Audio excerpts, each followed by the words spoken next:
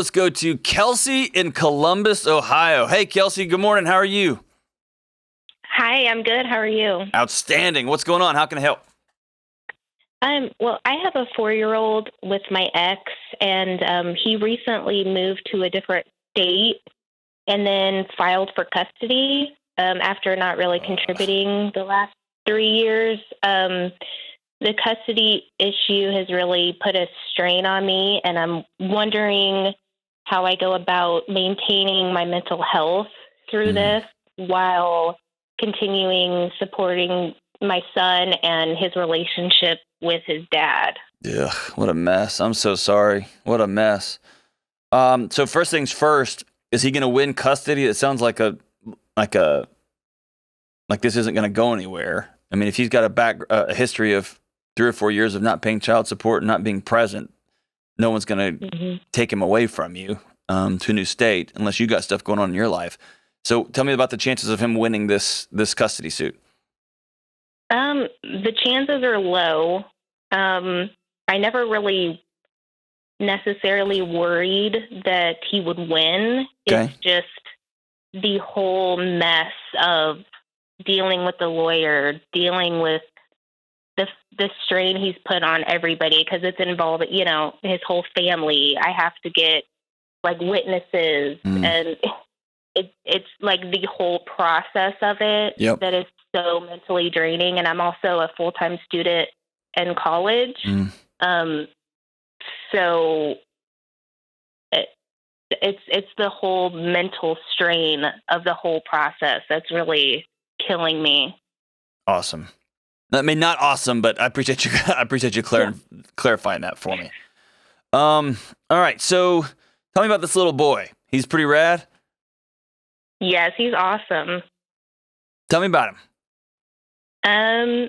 So he's really funny. He has a great personality. His smile is magnetic. Everybody seems to love him and think he's hilarious everywhere we go. And he just is like a huge light in everyone's life. So he's pretty fantastic. So you told me about how everybody else feels about him. How do you feel about him? Oh my gosh, he's my whole world. I love him so much. Everything I do is for him. And he's brought a lot of meaning to my life. So, I mean, I don't know what I would be without him. Awesome. So have you in the past struggled with mental health challenges, or is this all new for you? Are you just feeling overwhelmed all of a sudden? I've struggled for most of my life with mental health challenges. Like what?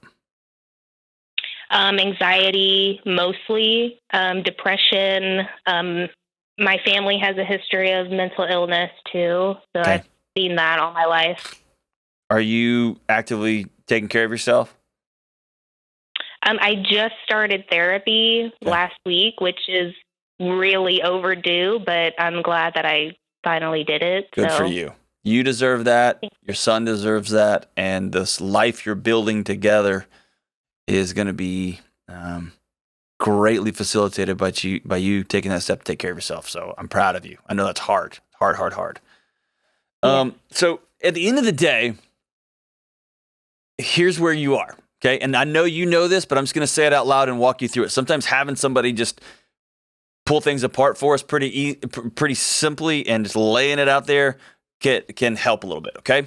So this is an old saying that you may have heard me say 100 times on the show, not by your hand, but in your lap. What does that mean? That means that somebody just set your house on fire and you're in the front yard watching it burn. You didn't light this match. You didn't fill the house up with gasoline. Somebody else did it. But now you're in the front yard and you have only one choice, which is to go put the fire out, right?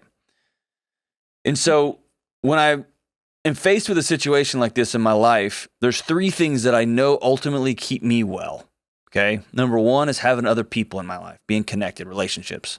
Number 2 is really working hard to control my thoughts, which is what therapy teaches you to do. And the other one is controlling what I can control when it comes to my actions, right? And at the end of the day, that's it. And what anxiety tries to do is number one, it's an alarm that lets you know you're disconnected from other people, right?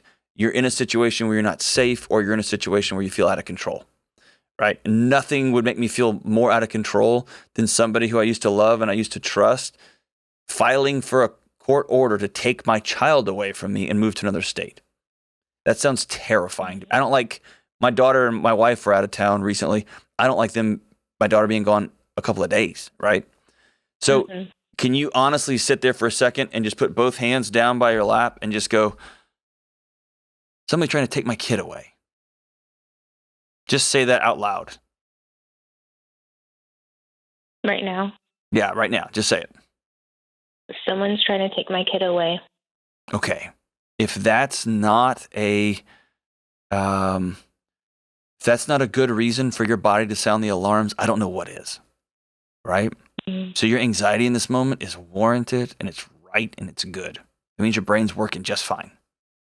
Right? Mm-hmm. And then if you have an anxious brain like I do, you start dreaming about all the scenarios, all of the things, all of the what ifs and could be's, and oh my gosh, and then this is and that's, right? Do you spin off and just head off into the woods? Oh, yeah. Yes, exactly. And why do we do that? Because we're not going to actually fight or flee in real life. We're just going to do it in our heads, right? And we're going to fight and flee all over the place. How many imaginary conversations do you have with your ex-husband that you'll never have in person? A dozen a day. Does it solve anything ever? No, it just makes it worse. I know, right? So much worse. Yeah. Okay, so here's what you're going to do. You ready? Mm-hmm. It's so simple and super hard. Okay, the first thing you're going to do is this. You're going to get some people in your corner. Do you have a friend there, your mom there, besides a therapist? Do you have somebody you can trust? Yeah. You didn't answer that very confidently. No, I do. My brothers are supportive, and my ex's family are actually really supportive of me. So. Okay, so let's lean on your brothers, because court is going to make them have to choose, and that's going to get messy. So I want you to reach out to your brothers today and let them know that you are taking some active steps to be proactive and handle this deal. This custody suit's going to be a mess. They're going to want every text message and email, and like you said, witnesses. There's going to be drama on top of drama on top of drama. I want you to let them know you have designated them as the guys in your corner. And you're going to call them at weird hours of the night. You're going to send them text messages that say, it's all coming down. And their job is to write back and say, it's not, and we love you. Okay? But let them know that they're going to be your ride or die. Don't just assume it. And two things are going to happen. One, if they're good brothers, like I know they are, they're going to puff their chest out and say, yeah, that's what's up. And your brain is going to go, whew, okay, we got people. It's going to check that mark off, right? And then the second thing is I want you to begin making a daily list. This is something I want you to do every day of what are the things you can control today, right? Okay. The things that are spinning out in your head, write it all down, but you're going to go down that list and say, what can I control today? So you might write down, this is a list of your fears. Sorry, I should have said that. Your fears, your anxieties. I want you to write all that stuff down. Get it out of your head on a piece of paper. Not with a computer either, by the way. Number one, they'll subpoena that. But number two, there's something kinetic about writing with your hand. It gets tiring. It's frustrating. It's you get mad when you're just writing and writing. But I want you to write down a piece of paper. This guy's trying to take my kid. Can I control that? Nope, he's trying. Number two, I have to get all this paperwork done. Can I control that? Yep. I'm just going to put it on a to-do list and just get that done. I'm not going to be anxious about it. I'm not going to fight it. That's a thing I can do. I can control that. I'm going to move on. Number three, an old friend of mine is now dating this guy and they moved to whatever. Now I'm just making this stuff up because it's my show and that's kind of fun for me. You can write down, I can't control that, right? Number four, I love my son. And not a day will go by that he doesn't know that he's the most important thing that ever happened to me. Can I control that? Yep. I'm exhausted. Can I go exercise and then go to sleep? Can I control that? Yep. I'm feeling lonely and starting to spin out. Can I reach out to my friends? Can I control that? Yep. I got a crap ton of homework to do. Can I control that? Yep. right? And so what you're going to do is you're going to slowly start dwindling down all these crazy thoughts that are spinning like a saw blade in your mind to just a list of a few things that you can control. And most of them are going to be about you taking care of yourself, taking care of your body, taking care of your head, and knocking these tasks off. And then the final thing is you're going to work with this counselor on how to begin to control your thoughts.